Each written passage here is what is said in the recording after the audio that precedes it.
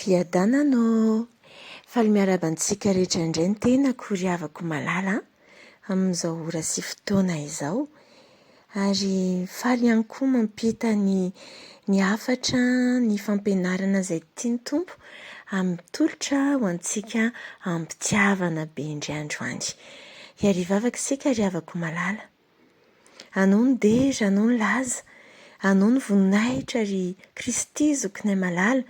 Mankasitraka anao eram-poeran-tsaina indray izahay, menao izao fotoana izao. Mitenena tompo araka ny fombanao, ary ampanginja rehetra tsy avy amin'ny tananao. Mankasitraka Jesosy malalo, amen. Ry havako malala, ny fampianarana izay tiany tompo ampitaina amintsika indray amin'ny anio dia momba ireo zanaka kelintsika, ireo ondry kelintsika. Antsika moa fa tena manana andraikitra lehibe amin'ny hoavin'ireo ankizy ireo isika ry havako. Izany hoe tena tompona anjara voalohany indrindra ny amin'ny kalite no hoavin'ireo zanantsika ireo tsika ry havako malala. Indrindra mety hitentsika hoe eny tena mba lozika kosa anie izany ie. Dia mety hiteneny koa tsika hoe eny efa tonga izay mety ampianarina amin'izay sekoly mety izay hitantsika tena tsara. Fa rehefa tonga kosa ny efa lehibehibe zareo dia zareo indray no mamolavola ny hoaviny zareo. Ry havako malala, izao ny ampianarin'ny tompo. Dia ny mbola isika, dia ny mbola eo anilantsika vao kely na mety vao any kibo ary dia efa mandray anjara lehibe ary voalohany indrindra amin'ny hoavin'ny ankizitsika ry havako malala. Tompona andraikitra izany tsika ny amin'ny kalitaony ny fiainan'ny zanantsika rehefa any aoriana any. Ao fa hiditra bebe kokoa amin'izay isika enoy aloha fa ny tompo te hanampy antsika ao anatin'izany. Ny ohabolana faharoa amby roapolo andininy fahaenina no andeha aloha ataontsika fototra satria isika dia tsy maintsy miainga amin'ny tenin'Andriamanitra foana. Amin'ny anaran'i Jesosy, zaro amin'izay lalana tokony alehan'ny zaza, ka na rehefa antitra aza izy dia tsy ala amin'izany. Averiko indray mandeha ohabolana roa amby roapolo andininy fahaenina. Zaro amin'izay lalana tokony alehan'ny zaza, ka na rehefa antitra aza izy dia tsy ala amin'izany. Matetika isika ry havako malala, rehefa mandray an'io teny io dia resaka foana ny hoe rehefa manao tsy mety izy dia ahintsy kely mba hizotra amin'ilay lalana tsara. Ie, fa misy lafiny iray io hafa ihany koa io tenin'Andriamanitra io izay tiany ampianarina antsika. Satria tsika dia tahaka ny mamboly voa kely ao amin'io zanantsika io ry havako malala. Dia izay voa fafintsika io no hitombo. Ka raha toa ka voa ratsy no fafintsika dia aza taitra sy gaga hoe tena zavatra ratsy izany no hivoaka ao. Fa raha voa tsara no fafintsika mitombo iny dia tena anorobona ny fiainan'ny zanantsika ry havako malala. Izay ilay hoe tianina mbola any kibo azy izy dia efa afaka volavolaintsika ny hoaviny. Inona avy ary izany? Inona avy ary ny lakile an'izay omeny tompo antsika ry havako malala? Voalohany indrindra dia ny vavaka. Ny vavaka izay ataontsika. Ny tompo tena nahery ny vavaka ry havako malala. Misy taona izy ao amin'ny Luka toko fahaenina andininy faharoa ambin'ny folo izay ampianariny antsika ihany koa fa namela fianarana izy. Donc jerentsika kely ny Luka toko fahaenina andininy faharoa ambin'ny folo satria mahafinaritra be. Ilay fehezanteny itenena ny amin'ny faharetan'ny tompo mivavaka fa ny vavaka no manova zavatra. Luka toko fahaenina andininy faharoa ambin'ny folo. Ary ny vavaka no solution voalohany indrindra. Ny vavaka no lakile voalohany indrindra. Ary tena andraikitritsika voalohany indrindra ihany koa hanatsarana ny hoavin'ireo zanantsika ireo amin'ny anaran'i Jesosy. Ary tamin'izany andro izany dia lasa nakany tendrombohitra Jesosy mba hivavaka. Ary naharitra ny vavaka tamin'Andriamanitra nandritry ny alina izy. Maharitra ny vavaka. Ny vavaka ry havako satria nahoana?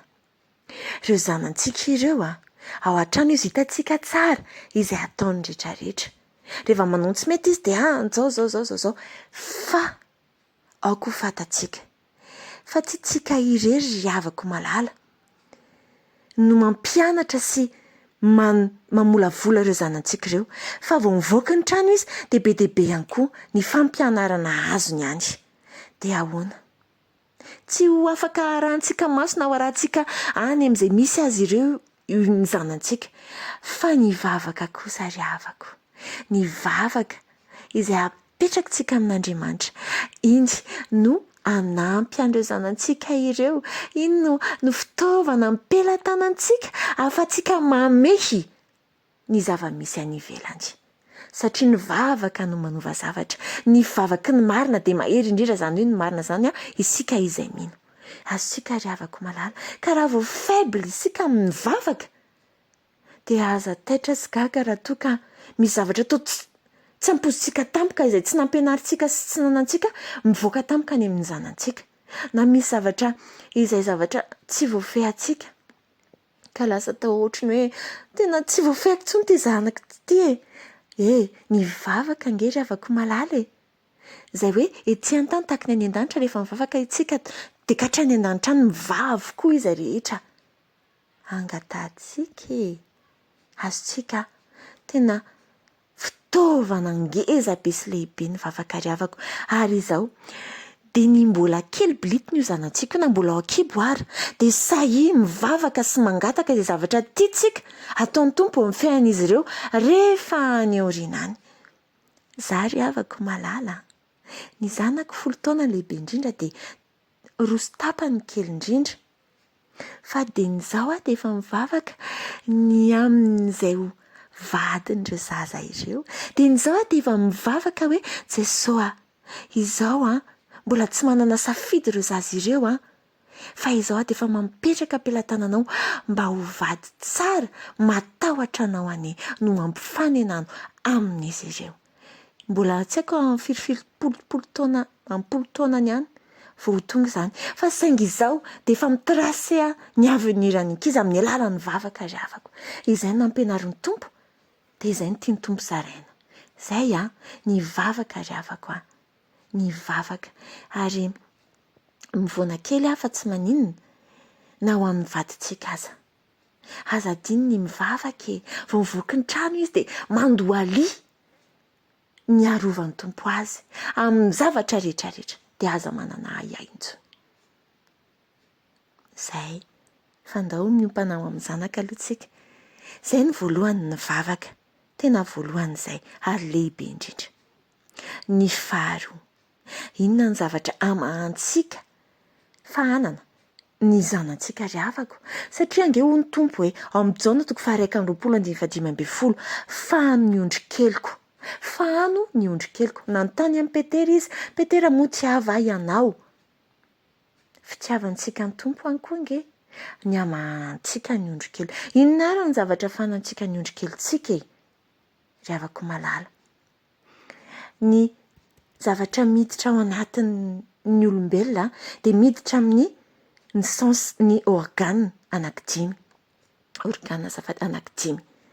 ny maso tena mihinana ny maso ry havako inona ny zavatra mahantsika ny maso ny zanantsika raha mbola azontsika ataony mame izany tandremo ry havako fa nahalala olona tamin'ny alalan'ny fanaovan'ny jeu video no nidirany dia voly tao anatiny tandremo tsara ry havako aza vela fotsiny ny zanantsika io mijery eo dia lasitsika manao raharaha fa tranquille be zareo mitandrema fa amin'ny alalan'izay no hidirany zavatra ratsy ao amin'izy ireo araka ny tenin'Andriamanitra hoe ny maso ny jiro ny tena fa raha ratsy ny maso dia tahaka izany ihany koa ny ao anaty izay arany ny zavatra mantsika izay foana veriny-tsika tahaka ny vokely foana io ndrao zavatra ratsy dia mitsiry ao anatin'izay ka ratsy avy eo ny fijeriny zavatra rehetra faharoa ny vava mandeha ho azy izay zavatra mahasoa azy ireo no omentsika azy araka izay azontsika tao izao ihany koa dia mianatra amin'izay ampianarin'ny tompo fahatelo ny oriny zaro amin'ny zavatra tsara zavatra madio zavatra manimpofina ka rehefa mitombo izy dia tsy tiany izay rehetra momba ny loto fa zavatra manitra sy tsara no tiany ny sofina ry havako tena fa mahanana tena anisan'ny tena zava-dehibe ihany koa. Fa hanao miteny tsara ny zanantsika ary havako malala. Ary aoka io sofina io, aheno mandraka riva, ny firarintsoa, ny tsodrano, ny benediction izay tonontsika ho azy ireo.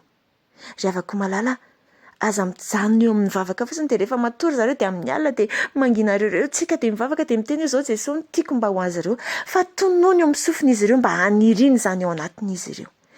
Ny zavatra ataoko ry havako rehefa mampandra andreo dia alefako mibenira andreo zazy ireo amin'ny tsodrano, mirarisoa azy ireo tononoko izay zavatra tiako ataon'ny tompo eo amin'ny fiainan'izy ireo. Fa tena miasa ao anatin'izy ireo izany ry havako malala. Aoka tsy ilay rehefa tezitritsika dia lasa mahateniteny foana iny no enina izy ireo. Indraindray koa mandreraka be ilay zaza dia miteniteny foana ny zavatra tsy mahasoa.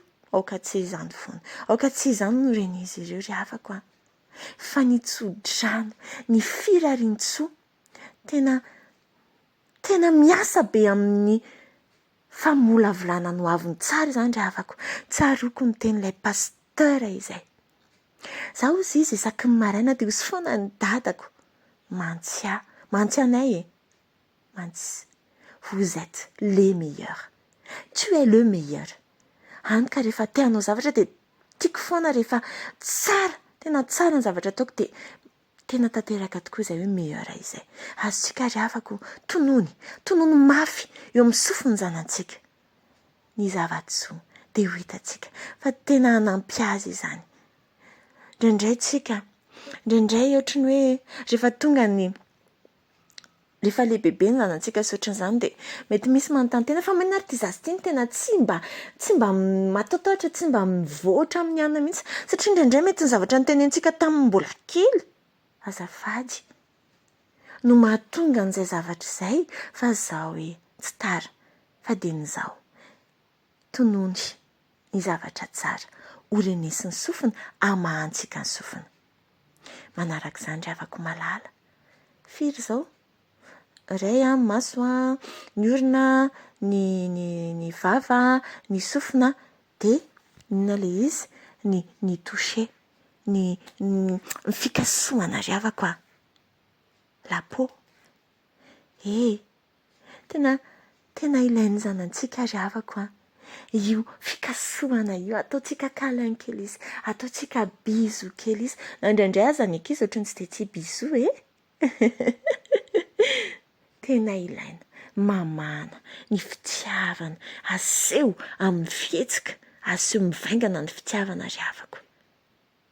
Fa iny fitiavana ihany koa ny tena ilaina. Azontsika ry havako, izay izany ilay hamahantsika azy. Izay ilay hamahantsika ny ondrikelintsika. Dia ny farany izay tenentsika eto dia izao. Aoka isika ohatra ho azy. Ahoana ho ny teny eo amin'ny Korinthiana 2:7 ka hatramin'ny 2. Azafady ry havako, Korinthiana 2:7-2. Ndenge vakiantsika amin'ny anaran'i Jesosy izany zavatra izany teny izany. Korinthiana 2:7. Korinthiana 2:7 azafady. Korinthiana 2:7 amin'ny anaran'i Jesosy. Ianareo no epistilinay voasoratra tao am-ponay sady fantatra sy vakian'ny olona rehetra. Isika epistily, boky mivelatra voalohany indrindra amin'ny ao an-trano aloha. Mangatara amin'i Jesosy mba ohatra velona ry havako malala. Zanantsika ve mba manao izao? Rehefa misy zavatra ampitenentsika amin'ny zareo nefa tsika nanao an'ilay izy. Aingana be mihitsy zareo teny antsika maman araka manao an'izao. Nefa maman miteny aminay. Tena polisy be ireo. Akitsika hitandrina ry havako. Fa isika no ohatra velona voalohany indrindra amin'ny fiainan'ny ankizy. aoka itsika hitandrina ry havako malala fa isika no ohatra velona voalohany indrindra ho any ankizy dia izay angambany amin'iny tsy velabelatriko be iny fa izay ry havako malala ny tiany tompo nampitaina sy nampianarina antsika ny vavaka ny voalohany indrindra izay amahantsika azy ireo dia ny ohatra ho azy ireo dia ho an'Andriamanitra ry ihany voninahitra ho amintsika kosa ny fiadanany tompo amen.